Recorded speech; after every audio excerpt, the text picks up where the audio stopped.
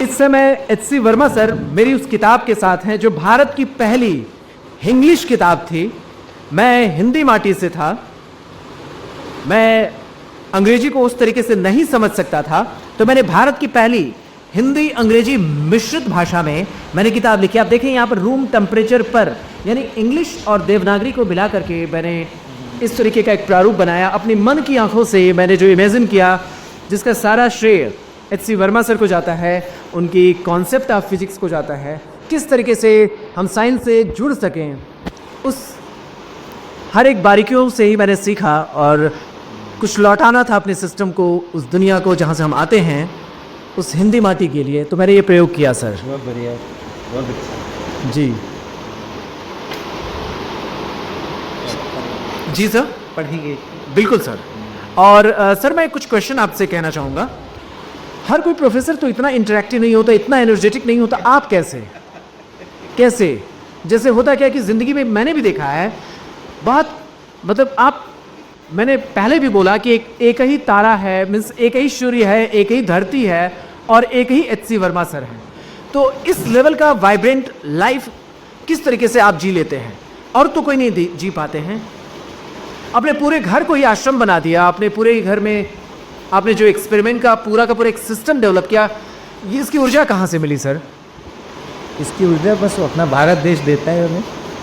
भारत देश ने मेरे को इतना प्यार दिया, इतना सम्मान दिया।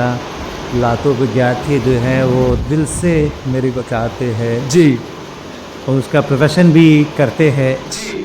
मेरा यूट्यूब चैनल हो, मैं फेसबुक हो या मेरे ईमेल हो, दस लोग लिखते हैं मेरे की, तो बस उन्हीं से ऊर्जा मिलती। जी जी। अच्छा सर, आप बचपन में कैसे स्टूडेंट थे? अगर मैं आपसे पूछूं कि मतलब होता है ना कि बहुत सारे लोग शुरू से ही इतने विलक्षण प्रतिभाओं के धनी होते हैं, तो या फिर बहुत सारे लोग ऐसे होते हैं जो परिस्थितियों से सीखते हैं और उनमें जज्बा आता है। जैसे मैं एवरेज स्टूडेंट रहा हूँ, तो मुझे इस चीज़ को स्वीकारने में मतलब एक प्राउड फील होता है कि ठीक है, एक सामान्य स्टूडेंट भी कुछ अच्छा कर सकता है। तो मैं उस माटी से आता हूँ, उस कैटेगरी से आता हूँ। लेकिन आपके लिए मैं जानना चाहता हूँ कि आप बचपन में कैसे स्टूडेंट थे, और उस समय तो साइंस और भी इतना रिसोर्सफुल नहीं था, आपने उसको इन्रिच किया। उससे पहले तो साइंस और भी इंडिया के स्टूडेंट्स के लिए मुश्किल था। तो आप कैसे इस लगाव तक पहुँचे सर? वो बहुत कुछ पढ़ा है मेरे बारे में, बहुत लोगों ने इंट्रोड्यूस किया है, इंटरनेट पे बहुत पढ़ा है। आप एवरेज स्टूडेंट अपने आप को कहते हैं, और मैं एवरेज स्टूडेंट को नहीं था। मैं एवरेज स्टूडेंट से बहुत नीचे था। अरे वाह, मैं बहुत नीचे था, एवरेज स्टूडेंट से नीचे थे? बहुत नीचे था मैं जी। मतलब एवरेज तो बहुत मेरे लिए दूर की पौड़ी की केरल क्लास के एवरेज को मैं छू में तो बड़ा अचीवमेंट हो जाए। अरे बाप रे बाप। क्लास 7, 8, 9 यहाँ तक ऐसा ही चला है करीब। अच्छा। में कि कई सब्जेक्ट्स के अंदर नो पास मार्क नहीं मिलने के कारण से लॉकडाउन की क्रॉस लग जाते। अरे बाप रे बाप, नीचे ये कितनी इंस्पायरिंग स्टोरी है।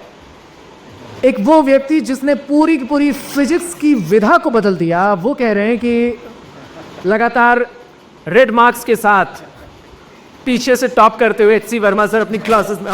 पहले पता नहीं था कि वो इतने ऐतिहासिक डॉक्यूमेंट हो सकते।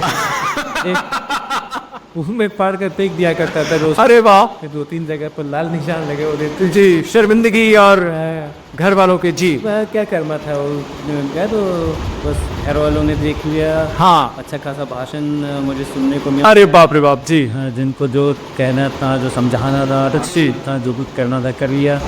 वेट करता था, खत्म हो गया, फिर वो कहाँ फेंका गया मुझे पता नहीं। बाप रे बाप। मैं सोचता हूँ उसको अगर मैंने रख लिया होता तो बहुत सारे स्टूडेंट को इंस्पिरेशन मिलता। जी सर, तो आज वो एक अच्छी चीज़ होती। जी, बहुत बहुत शुक्रिया सर।